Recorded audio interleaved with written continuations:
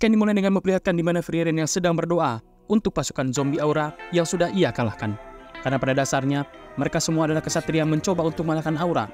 Namun karena daya sihir aura lebih besar, maka dari itu, mereka semua harus mengikuti perintah dari aura dan mati terpenggal. Granat yang tak percaya dengan apa yang ia lihat, karena semua mayat kesatria ini tanpa kepala. Ketika Frieren akan pergi dari sana, Granat pun menghentikan Frieren dan lainnya untuk pergi dari sana, dan meminta maaf dengan apa yang telah ia perbuat, sewaktu ia bertemu dengan Lugner dan iblis lainnya di kota. Granat pun dipanggil oleh pengawalnya dan ia terlihat sedih dan bahagia setelah melihat salah satu kesatria yang menggunakan kalung dengan permata berwarna merah. Ia pun berterima kasih kepada Frieren dan langsung berdoa untuknya. Sepertinya kesatria tersebut adalah putra dari Graf Granat yang sudah mati ketika melawan aura. Scan pun berpindah ke dalam kastil keluarga Granat dan Graf Granat berjanji akan memberikan hadiah apa saja semampunya.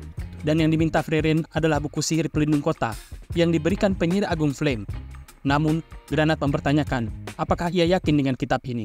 Frieren pun langsung menjawab jika kitab sihir tersebut adalah palsu, dan Granat pun mengiyakannya karena sihir pelindung kota diwariskan secara lisan, secara turun-temurun. Ketika mereka berbicara, Frieren teringat Himmel dan Isen yang hampir dipenggal karena berbicara santai kepada raja. Dan Stark pun mengingat ketika ia berkata kasar pada Graf Granat, dan seorang pria datang dengan membawa kapak.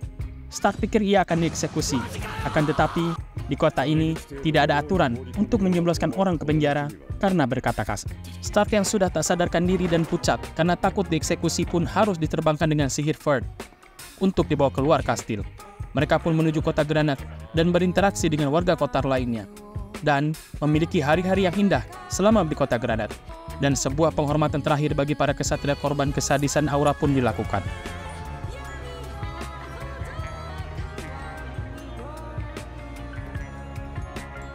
Frieren yang lainnya pun akan pergi ke kontinen utara, dan Graf Granat mengantarkan mereka sampai pintu gerbang. Granat pun menjelaskan jika kontinen utara sedang kacau, dan akses keluar masuk dibatasi. Bahkan petualang pun harus ditemani seorang penyihir kelas 1. Namun, karena ada Frieren, harusnya semua tak ada masalah. Akan tetapi, ternyata Frieren tidak pernah mengambil kualifikasi kelas penyihir. Dengan kata lain, Frieren adalah penyihir ilegal. Bahkan Fern sudah memiliki sertifikasi penyihir kelas 3. Dan Fern bertanya kepada Granat apakah di kontinen utara ada tempat untuk ujian kelas 1.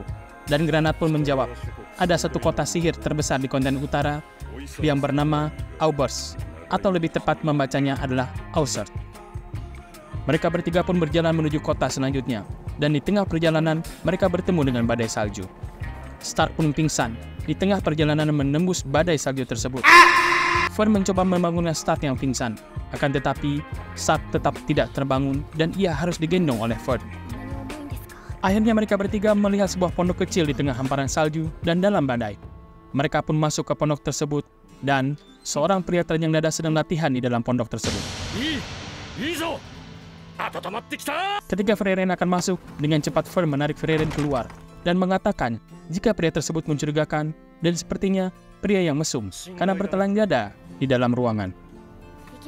Ketika mereka bertiga akan pergi, sang pria bertanya kepada Frieren apakah ia seorang elf, dan mereka akhirnya masuk ke dalam pondok dan menghangatkan diri di perapian. Pria tersebut kaget karena masih bisa bertemu dengan elf. Ia bahkan berpikir jika elf sudah punah. Terlebih, ternyata ia juga adalah seorang elf. Pria ini bernama Kraf, bukan Kraf yang itu. Ia seorang pendekar biarawan. Ketika mereka mengobrol, Fern berkata jika Stark demam, dan Stark pun mulai bermimpi layaknya orang demam. Dan Stark kaget karena ada omom telanjang dada tidur di sebelahnya.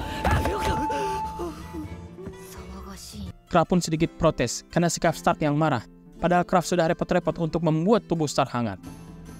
Kraf pun mengajak Frieren dan Fern untuk mengambil bahan makanan miliknya yang tertimbun dalam salju. Mereka pun hidup bersama hingga musim salju pergi, karena cukup berbahaya dengan melewati pegunungan dalam kondisi badai salju dan musim dingin seperti ini.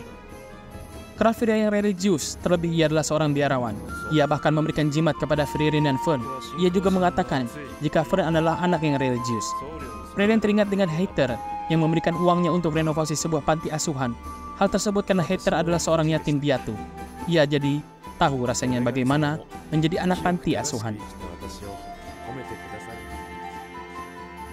Setelah musim semi datang, mereka berempat akhirnya pun berpisah, melanjutkan perjalanan hidup mereka masing-masing. Stark dan Von pun berteriak sambil mengatakan selamat tinggal kepada Kraft. Dan episode 11 pun selesai.